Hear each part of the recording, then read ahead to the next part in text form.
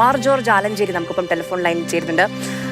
ആലഞ്ചേരി പിതാവെ, ഇടയ്ക്ക് അദ്ദേഹം ആശുപത്രിയിലായപ്പോൾ നമ്മളെല്ലാവരും അദ്ദേഹത്തിന് വേണ്ടി പ്രാർത്ഥിച്ചതാണ്. തിരികെ എത്തി അദ്ദേഹത്തിന്റെ സന്ദേശങ്ങളൊക്കെ കേട്ടപ്പോൾ വലിയ ആശ്വാസമായിരുന്നു. പക്ഷേ അപ്രതീക്ഷിതമായി നമ്മളെ വിട്ടു പിരിയുകയാണ്. 2024 അന്ന് മാർപ്പാപ്പ ഞങ്ങൾ സ്വീകരിച്ച വിധം എനിക്ക് മറക്കാൻ കഴിയില്ല. ഞങ്ങൾ സീനിയറായിട്ടുള്ള എല്ലാ ബിഷപ്സ് എന്റെ കൂട്ടത്തിലുണ്ടായിരുന്നു. എന്റെ തെരഞ്ഞെടുപ്പിന് ശേഷം ആദ്യമായിട്ട് റോമിൽ പോയതാണ്.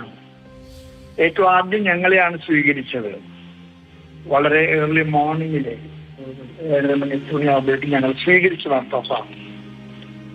മാർപ്പാപ്പ അന്ന് ഫോർമാലിറ്റികളൊന്നുമില്ലാതെ, ഒരു ഔപചാരികതയില്ലാതെ ഞങ്ങളോട് ഹൃദ്യമായിട്ട് പെരുമാറി.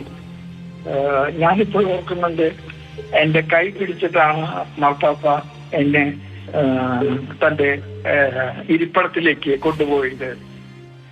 മാർപ്പാപ്പ വളരെ ഔപചാരികത്വം ഇല്ലാത്ത സാധാരണക്കാരുടെ ശൈലിയുള്ള ഒരു മാർപ്പാപ്പയുടെ ഏറ്റവും വലിയൊരു പ്രത്യേകത ഭരണത്തിലെ ജനങ്ങളുടെ ആവശ്യങ്ങളും ആഗ്രഹങ്ങളും പരിഗണിക്കണമെന്ന് ഉറച്ചു വിശ്വസിച്ചൊരു മാർപ്പാപ്പയാണ്.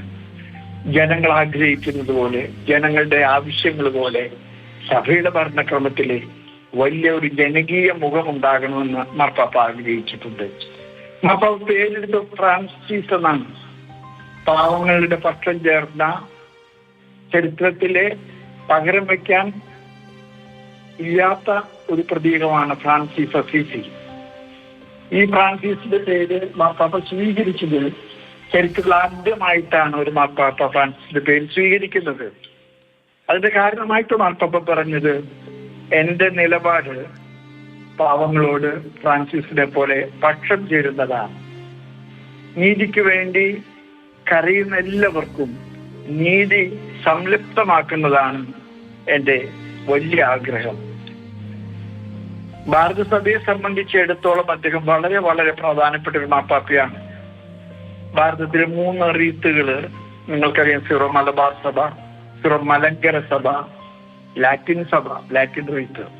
ഈ 3 സഭകളുടെയും പരസ്പര ബന്ധങ്ങളിലെ കാണിക്കേണ്ട വലിയ ഊഷ്മളതയും സൗഹൃദവും സഹകരണവും ഒക്കെ മാർപ്പാപ്പ എഴുതിയ ഒരു കത്തുണ്ട്.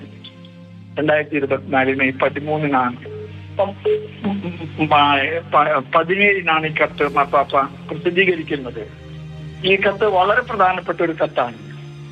ഈ കത്തിലാണ് മലബാർ സഭയ്ക്ക് ഇന്ത്യ മുഴുവനും അജവാദത്തിലുള്ള അധികാരം നൽകുന്നത്, മിഷൻ പ്രവർത്തനങ്ങൾ നടത്താനുള്ള സാധ്യത തുറക്കുന്നത്. മാർപ്പാപ്പ എന്നും പാവങ്ങളോട് കാണിച്ചിട്ടുള്ള വലിയ ഒരു പരിഗണന, അത് മാർപ്പാപ്പയുടെ പ്രസംഗങ്ങൾ നിങ്ങൾ ശ്രദ്ധിച്ചാൽ കാണാം. മാർപ്പാപ്പ വളരെ ഹ്രസ്വമായിട്ട് സംസാരിക്കാറുള്ളൂ.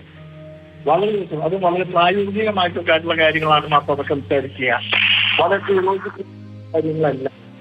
മാർപ്പാപ്പയുടെ ചാക്രിക ലേഖനങ്ങളാണെങ്കിൽ പോലും സ്നേഹത്തെക്കുറിച്ചും സൗഹാർദ്ദത്തെക്കുറിച്ചും കൂട്ടായ്മയെക്കുറിച്ചൊക്കെയുള്ള വലിയ ചാക്രിക ലേഖനങ്ങളാണ് മാർപ്പാപ്പ. മാർപ്പാപ്പ എന്നും ജനപക്ഷക്കാരനാണ്.